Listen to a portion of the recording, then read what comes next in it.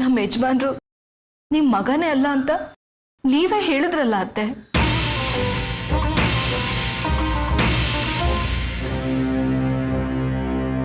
ಲಕ್ಷ್ಮಿ,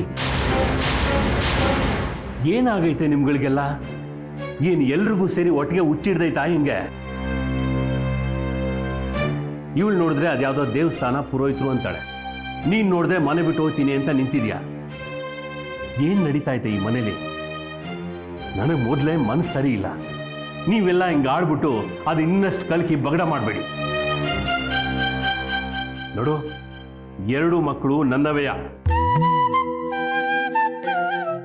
ಏ ಶಾಂತ, ನನ್ನ ಸೊಸೆ ಹಿಂಗೆಲ್ಲ ಮಾತಾಡೋದಕ್ಕೆ ನೀನೇ ಕಾರಣ. ಮೊದಲೇ ಆ ದಂಡ್ಪಿಂಡ ನನ್ನ ಮಗ ಏನು ಕೆಲಸ ಮಾಡ್ತಾ ಇಲ್ಲ, ನಾವಿಬ್ರು ಇಲ್ಲಿ ಕೂತು ಬಿಟ್ಟಿ ಕೂಳು ತಿಂತಾ ಇದ್ದೀವಿ ಅಂತ ಕೊರಗ್ತಾವಳೆ. ಅಂಥದ್ರಲ್ಲಿ ಅವನು ಯಾವನೋ ಏನೋ ಹೇಳ್ದ ಅಂತ ಗೋವಿಂದನ್ ನನ್ನ ಮಗನೇ ಅಲ್ಲ ಅಂತ ಹೇಳ್ತಿದ್ಯಲ್ಲ. ಏಯ್, ನೀನು ಅವನು ಎತ್ತವ ಅಲ್ವಾ? ನಿನ್ಗೆ ಅವನ ಮಗ ಅಂತ ನಿಂಗೆ ಅನ್ಸಲ್ವಾ?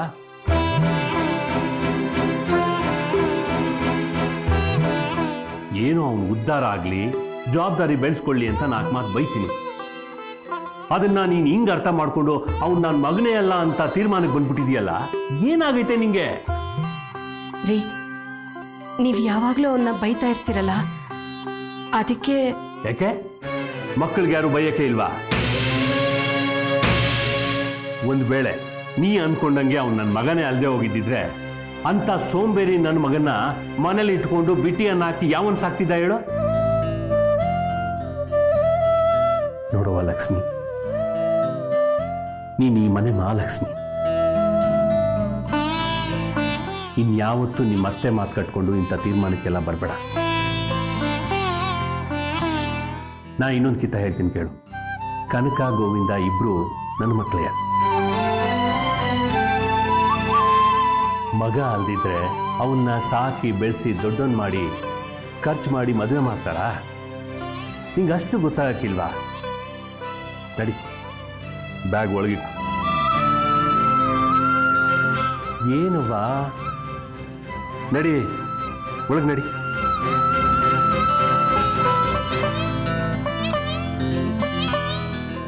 ಅಲ್ವೇ ಶಾಂತ, ಎರಗೆಲ್ಲೂ ನಾನೇ ನಿನ್ ಜೊತೆ ಇದ್ದೆ ಅಂತ ನೆನ್ನೆನೇ ಹೇಳಿವ್ನಿ. ಹಂಗೂ ನೀನು ಎತ್ತವನಾಗಿ ಮಗನ್ನೇ ಮಗ ಅಲ್ಲ ಅಂದ್ಬಿಟ್ಟಲ್ಲ, ಬಡ್ಕೋಬೇಕು. ನಿಮಗಿರುವುದು ಒಂದೇ ಸಂತಾನ ಅನ್ನೋದನ್ನ ಘಂಟಾಘೋಷವಾಗಿ ಹೇಳ್ತೀನಿ.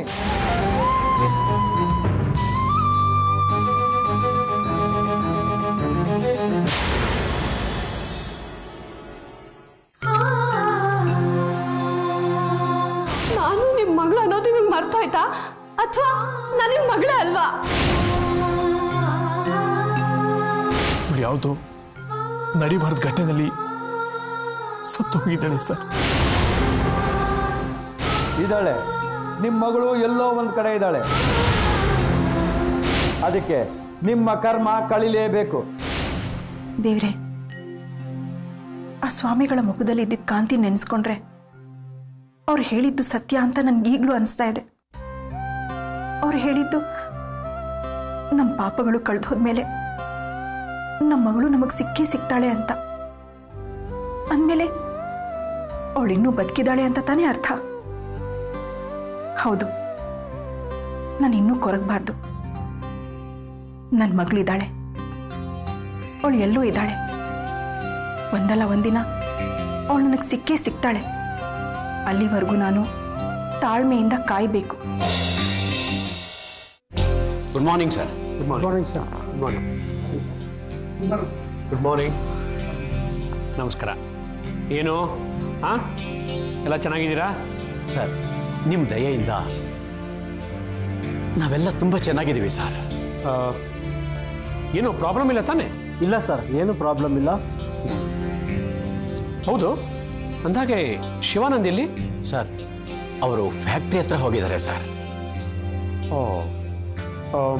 ಮತ್ತೆ ಪ್ರಿಯಾ?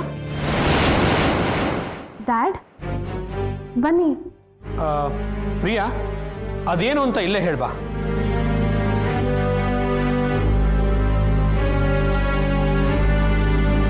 ಪ್ರಿಯಾ, ಅದೇನು ಅಂತ ಹೇಳ.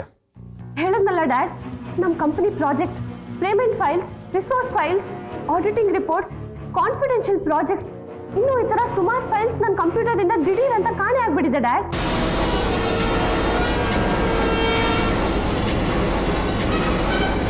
ನಾನು ಯಾವ್ದನ್ನ ತುಂಬಾ ಇಂಪಾರ್ಟೆಂಟ್ ಫೈಲ್ಸ್ ಅಂತ ಇಟ್ಟಿದ್ನೋ ಅದು ಇಡೀ ಸಿಸ್ಟಮ್ನ ಜಾಲ ಆಡಿದ್ರೆ ಸಿಕ್ತಿಲ್ಲ ಡ್ಯಾಡ್.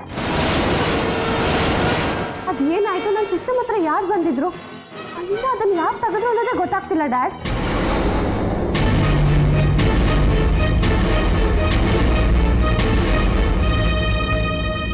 ಏನ್ ಸ್ನೇಹಿತರೆ, ಇಲ್ಲಿವರೆಗೂ ನಮ್ಮ ಆಫೀಸ್ನಲ್ಲಿ ಈ ಥರದ ಘಟನೆಗಳು ನಡೆದಿಲ್ಲ.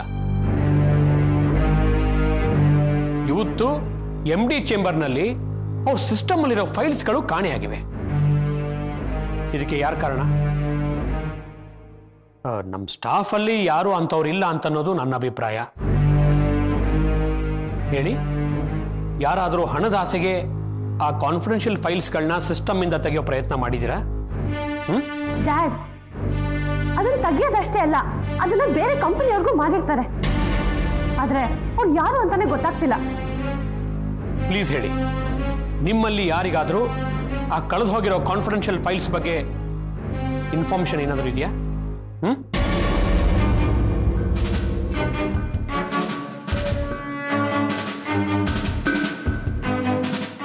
ನೋಡಿ, ನಿಜ ಒಪ್ಕೊಂಬಿಡಿ, ನಾನು ಅವ್ರಿಗೇನೂ ಮಾಡಲ್ಲ. ಈಗ ಸಿಸ್ಟಮ್ಗಳನ್ನ ಚೆಕ್ ಮಾಡ್ತೀನಿ, ಆಮೇಲೆ ಸಿಕ್ಕಾಕೋತೀನಿ. ನೋಡಿ, ಆಮೇಲೆ ನೇಣು ಹಾಕೊಂಡು ಸಾಯೋ ಸ್ಥಿತಿಗೆ ತಲುಪೋದು ಬೇಡ ಅಂದ್ರೆ ಅದ್ಯಾರು ಅಂತ ಈಗಲೇ ಒಪ್ಕೊಳ್ಳಿ. ಡ್ಯಾಡ್, ಇವರೆಲ್ಲ ಬಾಯಿ ಮಾತಿಗೆ ಹೇಳಿದ್ರೆ ಕೇಳೋರಲ್ಲ. ಪ್ರತಿ ಸಿಸ್ಟಮ್ಗೆ ಹೋಗಿ ಚೆಕ್ ಮಾಡೋಣ. ಏನ್ರಪ್ಪ, ಏನಂತೀರಾ? ಚೆಕ್ ಮಾಡ್ಬಿಡೋಣವಾ? ಸರ್ ಮಾಡಿ ಸರ್, ಕಳ್ರಿ ಯಾರು ಅಂತ ಗೊತ್ತಾಗ್ಲಿ. ಪ್ರಿಯಾ, ಗೋ ಹೆಡ್.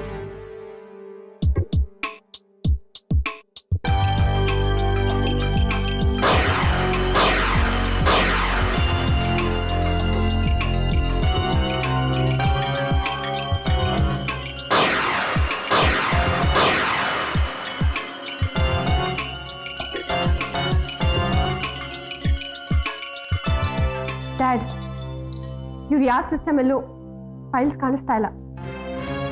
ಹೌದಾ? ಹಾಗಾದ್ರೆ ಏನ್ ಮಾಡೋದೀಗ? ಡ್ಯಾಡ್, ನಾವಿನ್ನೂ ಆಕಾಶ್ ಸಿಸ್ಟಮ್ನ ಚೆಕ್ ಮಾಡಿಲ್ಲ ಅಲ್ವಾ?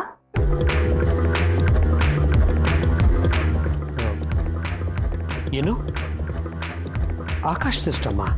ಹೌದು ಡ್ಯಾಡ್, ಎಲ್ಲ ಸಿಸ್ಟಮ್ಸ್ನು ಚೆಕ್ ಮಾಡಿ ಅದೊಂದು ಸಿಸ್ಟಮ್ನ ಚೆಕ್ ಮಾಡಿಲ್ಲ ಅಂದ್ರೆ ಚೆನ್ನಾಗಿರಲ್ಲ. ಯಾವುದಕ್ಕೂ ಒಂದ್ಸಲ ಚೆಕ್ ಮಾಡಿಬಿಡೋಣ. ಆಯ್ತು, ನಡಿ ಹೋಗೋಣ.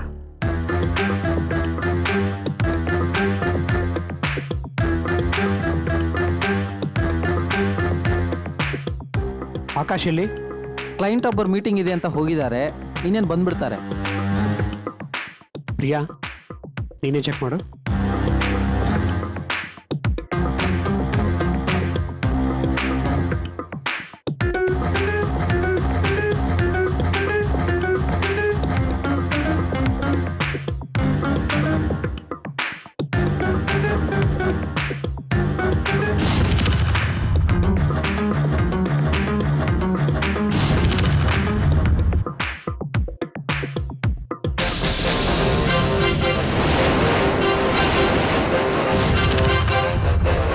ಪ್ರಿಯಾ, ಸಿಗ್ತೇನಮ್ಮ? ಇಲ್ಲ ಡ್ಯಾಡ್. ಮತ್ತೆ ಇನ್ಯಾರ ಸಿಸ್ಟಮ್ ಬಾಕಿ ಇದೆ? ಯಾರ್ದು ಇಲ್ಲ. ಮತ್ತೆ ಈಗೇನು ಅನ್ಕೊಳ್ಳೋದು? ಯಾರು ಕದ್ದಿದ್ದಾರೆ ಅಂತ ಅನ್ಕೊಳ್ಳೋದು?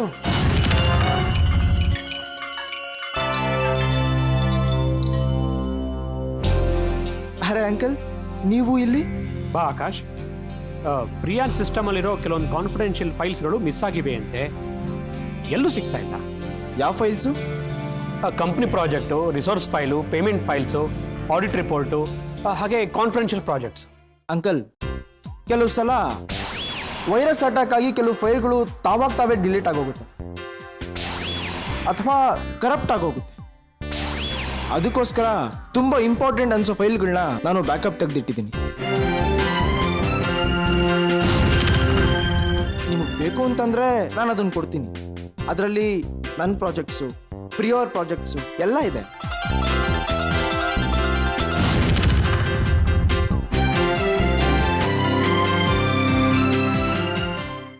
ಆಕಾಶ್, ಬ್ಯಾಕಪ್ ತೆಗೆದಿಟ್ಕೊಂಡಿದ್ಯೋ ಅಥವಾ ಬೇಕು ಅಂತ ಕದ್ದಿಟ್ಕೊಂಡಿದ್ಯೋ?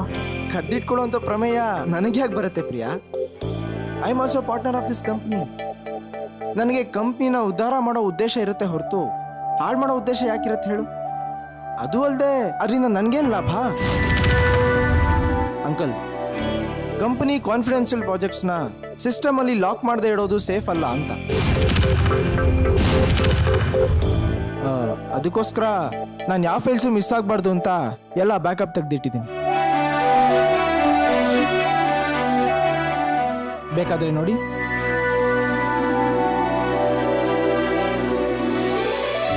ಪ್ರಿಯಾ,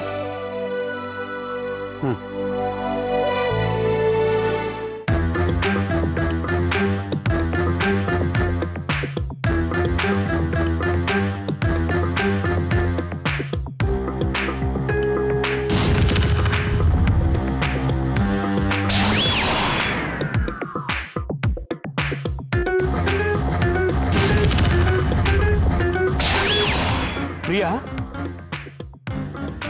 ಇದೇನಮ್ಮ? Yes dad. Good, very good. ತುಂಬಾ ಒಳ್ಳೆ ಕೆಲಸ ಮಾಡಿದ್ಯಾ.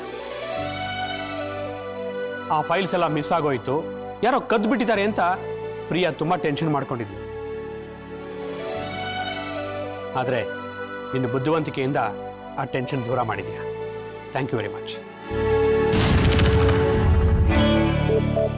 ಅದು ನನ್ನ ಕರ್ತವ್ಯ ಅಂಕಲ್. ಆಕಾಶ್, ಆಫೀಸ್ ಜವಾಬ್ದಾರಿ ಎಲ್ಲ ನಿಮ್ಮ ಮೇಲೆ ಹಾಕ್ಬಿಟ್ಟು ನಾನು ಮನೆಯಲ್ಲಿ ಹಾಯಾಗಿರೋಣ ಅಂದ್ಕೊಂಡಿದ್ದೆ. ಆದ್ರೆ ಅಂತ ಟೈಮಲ್ಲಿ ಇದೇನಾಗೋಯ್ತಪ್ಪ ಅಂತ ತುಂಬಾ ಭಯ ಆಗೋಗಿತ್ತು. ಆದ್ರೆ ನೀನು ಎಲ್ಲ ಕಡೆಗೂ ತುಂಬಾ ಚೆನ್ನಾಗಿ ಮಾನಿಟರ್ ಮಾಡ್ತಿದ್ಯಾ ಅಂತ ಗೊತ್ತಾಯ್ತು. ನನಗೀಗ ಯಾವ ಯೋಚನೆನೂ ಇಲ್ಲ, ಭಯನೂ ಇಲ್ಲ. I am really proud of you.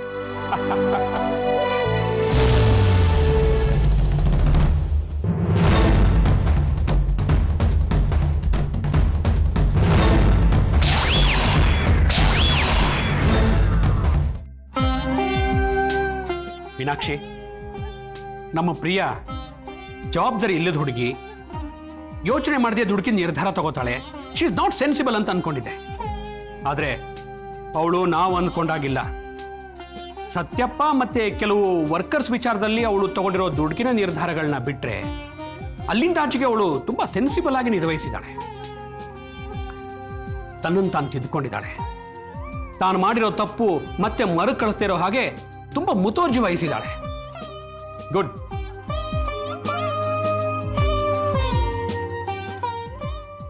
ನಮ್ಮ ಮಗಳು ಇಷ್ಟೊಂದು ರೆಸ್ಪಾನ್ಸಿಬಲ್ ಆಗಿದ್ದಾಳಲ್ಲ ಅಂತ ನಂಗೆ ತುಂಬಾ ಖುಷಿ ಆಗ್ತಿದೆ Meenakshi. I am really proud of her. ಹಾಗೆ ಆ ಶಿವ ನನ್ನ ಮಗ ಆಕಾಶ್ ಇದ್ದಾನಲ್ಲ, ಅವನು ಅಷ್ಟೇ.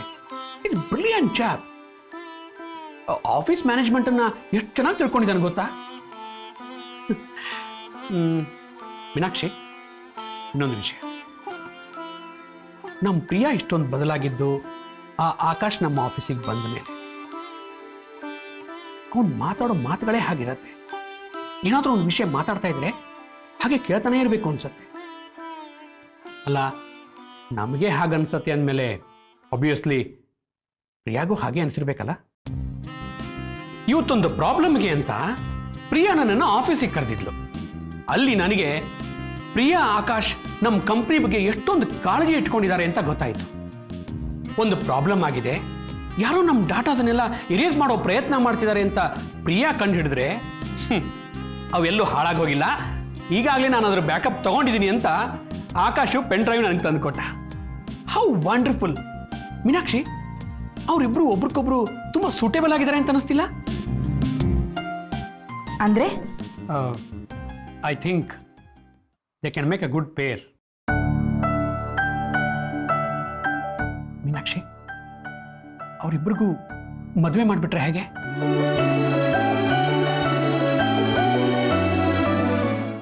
ಆಗ ಎಷ್ಟು ಚೆನ್ನಾಗಿರುತ್ತಲ್ಲ. ಒಬ್ರಿಗೊಬ್ರಿಗೆ ಪೈಪೋಟಿಗಿಂತ ಅಲ್ಲಿ ಪ್ರೀತಿ ಇರತ್ತೆ, ಸಹಕಾರ ಇರತ್ತೆ. ಅವರಿಬ್ಬರಲ್ಲಿ ಕೋಆಪರೇಟಿವ್ ನೇಚರ್ ಇರೋದ್ರಿಂದ ಅವರಿಬ್ಬರು ಫ್ಯೂಚರ್ ತುಂಬಾ ಬ್ರೈಟ್ ಆಗಿರತ್ತಲ್ವಾ ಮೀನಾಕ್ಷಿ?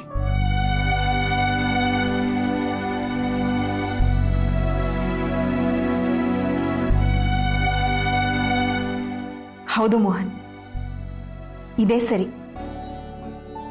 ಇನ್ಫ್ಯಾಕ್ಟ್ ಎಲ್ಲ ರೆಸ್ಪಾನ್ಸಿಬಿಲಿಟೀಸು ಅವ್ರಿಗೆ ಕೊಟ್ಬಿಟ್ಟು ನಾವು ನೆಮ್ಮದಿಯಾಗಿರ್ಬಹುದು ಅಲ್ವಾ?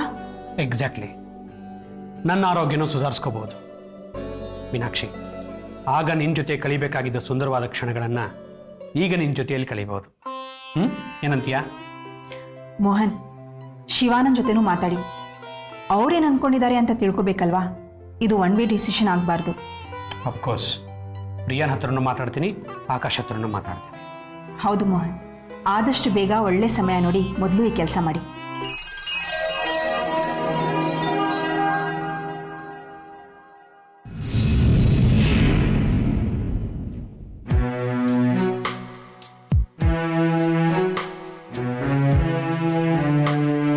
ಚೆಲ್ವಾ, ಏನೋ ರಾಜಣ್ಣ? ಇರ್ಲಿಲ್ಲ ಹೊರ್ಲಿಲ್ಲ, ಬರೀ ಸಾಕ್ ಬೆಳೆಸಿದಕ್ಕೆ ನನ್ನ ಕನಕನ್ನ ನನ್ ಬಿಟ್ಟಿರಕ್ ಆಯ್ತಾ ಇಲ್ವಲ್ಲ. ಇನ್ನವರು ಅವಳನ್ನ ಹೆತ್ತಪ್ಪ ಅವ್ವ, ಈಗ ಮಗನೇ ಸತ್ತೋಗೈತೆ ಅಂತ ಅವ್ರಿಗೆ ಗೊತ್ತಾದ್ರೆ ಅದನ್ನ ಹೆಂಗೆ ಅರಗಿಸ್ಕೋತಾರೆ ಹೇಳು? ಅವ್ರು ಹೆಂಗಾರ ಅರ್ಗಿಸ್ಕೊಳ್ಳಿ, ನಿನಗೆ ಯಾಕಾದ್ರೆ ಯೋಚನೆ ಬಿಡು. ಬದುಕಿರೋ ಮಗನ ಸತ್ತೈತೆ ಅನ್ಕೊಂಡು ದುಃಖ ಪಡ್ತಿದ್ರೆ ಅದನ್ನ ನೋಡ್ಕೊಂಡು ಹೆಂಗ್ ಚೆಲ್ವಾ ಸುಮ್ಕಿರ್ಲಿ? ಸುಮ್ನಿರ್ದೆ ಇನ್ನೇನ್ ಮಾಡ್ತೀಯ? ಏನಿಲ್ಲ, ನಿಮ್ ಮಗ ಬದುಕೈತೆ, ಕನಕನೇ ನಿಮ್ ಮಗಳು, ನೀವು ದುಃಖ ಪಡ್ಬೇಡಿ ಅಂತ ಅವ್ರಿಗೆ ಹೇಳ್ಬಿಟ್ಟು ಬರ್ತೀನಿ. ರಾಜಣ್ಣ, ಇದಕ್ಕೆ ನಿಂಗೆ ಹೇಳೋದು ಬುದ್ಧಿ ಇಲ್ಲ ಅಂತ. ಆ ವಯ್ಯನಿಗೆ ಆ ಮಗಿ ಮೇಲೆ ದಿಟ್ಟವಾದ ಪ್ರೀತಿ ಇದ್ದಿದ್ರೆ ಅವನು ಅದನ್ನ ಬಸ್ಸಲ್ಲಿ ಬಿಟ್ಟು ಹೋಯ್ತಿರ್ಲಿಲ್ಲ. ಕಷ್ಟವೋ ಸುಖವೋ ಅವನೇ ನೋಡ್ಕತ್ತಿದ್ದ. ದುಡ್ಡು ಬಂದ್ಮೇಲೆ ನಾನು ನೋಡ್ಕತ್ತೀನಿ, ಪ್ರೀತಿಸ್ತೀನಿ, ನಂಗೆ ಅವಳು ಬೇಕು ಅಂತ ಹೊಡ್ಕೊಳವನು ಅವಾಗ ಯಾಕೆ ಬಿಟ್ಟು ಹೋದ್ನಂತೆ? ನೋಡು, ಇನ್ ತೆಪ್ಪಿಗೆ ಬಾಯ ಅಮ್ಮಿಕಡಿರೋದು ಕಲ್ತ್ಕ. ಎಲ್ಲೋ ಬಿದ್ದಿರೋ ಮಗಿನ ತನ್ಗಲ್ದೆ ಹೋಗಿದ್ರು ಎತ್ಕೊಂಡ್ಬಂದು ಸಾಕಿರೋನು ಬೆಳೆಸಿರೋನು ನೀನು ರಾಜಣ್ಣ. ನೀನು ಕೊಡೋದ್ರ ಅಪ್ಪ. ಅವನ್ ಯಾವನೋ ಜನ್ಮಕ್ಕೆ ಕಾರಣ ಆಗಿ ಎಷ್ಟು ಹೋಗ್ಬಿಟ್ಟು ಈಗ ಬಂದ್ ಮೊಸಳೆ ಕಂಡೀರಾಗ್ತಾವನಲ್ಲ, ಅವನಲ್ಲ. ನೋಡು ರಾಜಣ್ಣ, ಇನ್ನೊಂದ್ ಕಿತ ಹೇಳ್ತೀನಿ, ಕೇಳಿಸ್ಕೊ. ಅಪ್ಪಿ ತಪ್ಪಿನೂ ನಿನ್ ಕನಕನ್ನ ಇನ್ನೊಬ್ಬರಿಗೆ ಒಪ್ಪಿಸ್ತೀನಿ ಅಂತ ಇನ್ಯಾವತ್ತು ಮಾತಾಡಬಾರ್ದು. ಅವಳು ನಿನ್ ಮಗಳು, ಸಾಯ ಗಂಟ ನಿನ್ ಮಗಳಾಗೆ ಇರ್ತಾಳೆ. 1000 ಸಲ ನಾನು ನಿನ್ಗೆ ಈ ಮಾತನ್ನ ಹೇಳ್ತಾನೆ ಇವನಿ, ನೀನ್ ಅರ್ಥನೇ ಮಾಡ್ಕೊತಾ ಇಲ್ಲ. ಚೆಲ್ವಾ, ನೀ ಹೇಳ್ತಿರೋದು ಸರಿ, ಆದ್ರೆ ನೋಡ, ಇನ್ನೊಂದ್ ಮಾತು ಹೇಳ್ತೀನಿ, ಕೇಳಿಯಾ? ಅದೇನ್ ಹೇಳ್ಚಲ್ವಾ? ನೋಡೋ ಜನ, ನಿನ್ನಿಂದ ಅವ್ರಿಗೆ ಅಲ್ಲಿ ಸತ್ಯ ಗೊತ್ತಾಗಿ ನಮ್ ಮಗ ಅಲ್ಲೈತಲ್ಲ ಅಂತ ಅವ್ರು ಕರ್ಗೋದು. ಇಲ್ಲ, ನೀನ್ ಕನಕವನ್ನ ಕರ್ಕೊಂಡೋಗ ಅವ್ರ ಮನೆಗೆ ಬಿಟ್ಬಿಟ್ಟು ನನ್ ಕನಕ ಇಲ್ಲ, ನಾನ್ ಯಾಕೆ ಬದುಕಿರ್ಲಿ ಅಂತ ನೀನ್ ಇಲ್ಲಿ ಕೊರ್ಗೋದು. ನಿಮ್ಮಿಬ್ಬರು ಕಿತ್ತಾಟದಲ್ಲಿ ಕನಕವ ಬಡವಾಗೋದು. ಇದು ಆಗದೇ ಬೇಡ. ನೋಡು ರಾಜಣ್ಣ, ಕನಕವನ್ನ ನನ್ ಮನೆ ಕಳಿಸ್ಬಿಡು ಹೇಳ್ತೀನಿ. ಏನು? ಕಣ್ಲ, ಅದೊಂದೇ ಉಳ್ದಿರೋದು ಈಗ ವೈನಾಥ್ ದಾರಿ. ಚೆಲ್ವಾ, ನೀ ಹೇಳ್ತಿರೋದು ನಂಗೆ ಅರ್ಥ ಆಯ್ತಿಲ್ಲ. ಅಂದ್ರೆ ಕನಕವನ್ನ ನನ್ ಮನೆ ಸೊಸೆ ಮಾಡ್ಕೊಟ್ಬಿಡು ಅಂತ ಇವನೇ.